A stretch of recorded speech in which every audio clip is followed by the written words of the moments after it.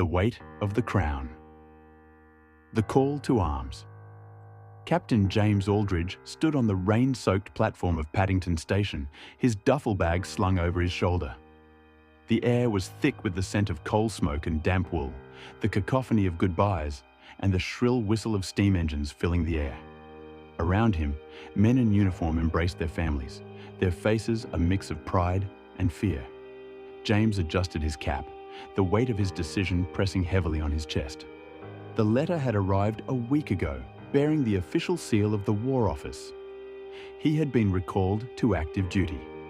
The Great War was raging across Europe, and the British Army needed every able-bodied officer.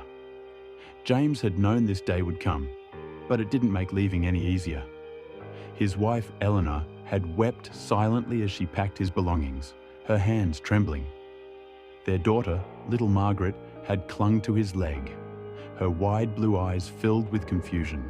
"Promise you'll come back," Eleanor had whispered, her voice breaking. James had kissed her forehead, his heart aching. "I promise." Now, as the train hissed and groaned, ready to depart, James took one last look at the platform. He spotted a young boy, no older than 10, waving a small Union Jack flag. The boy's eyes met his, filled with admiration. James forced a smile and gave a curt nod before boarding the train. The journey to the front was long and grueling. The train rattled through the countryside, past fields and villages that seemed untouched by the war. But as they crossed into France, the landscape changed. The once pristine fields were now scarred by trenches, the skyline broken by the skeletal remains of trees. The air smelled of gunpowder and decay. Into the trenches. James arrived at the front lines near Ypres, Belgium. The trenches were a maze of mud and despair, the walls reinforced with sandbags and wooden planks.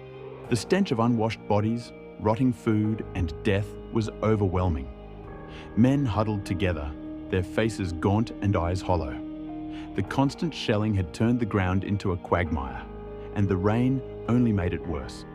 James was assigned to lead a company of the 12th Battalion Royal Fusiliers. His men were a mix of seasoned veterans and fresh-faced recruits, their uniforms caked in mud.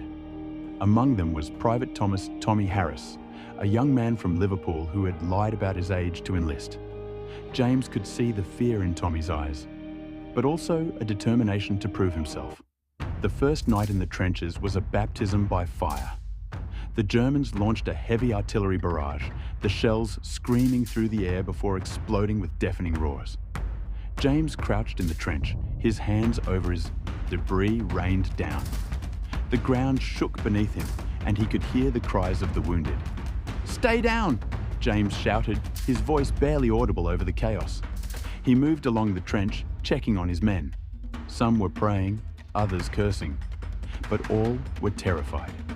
When the barrage finally ceased, the silence was almost as unnerving as the noise. James peered over the parapet, his heart pounding. The no-man's land between the trenches was a desolate wasteland, littered with barbed wire and craters. In the distance, he could see the faint glow of enemy flares.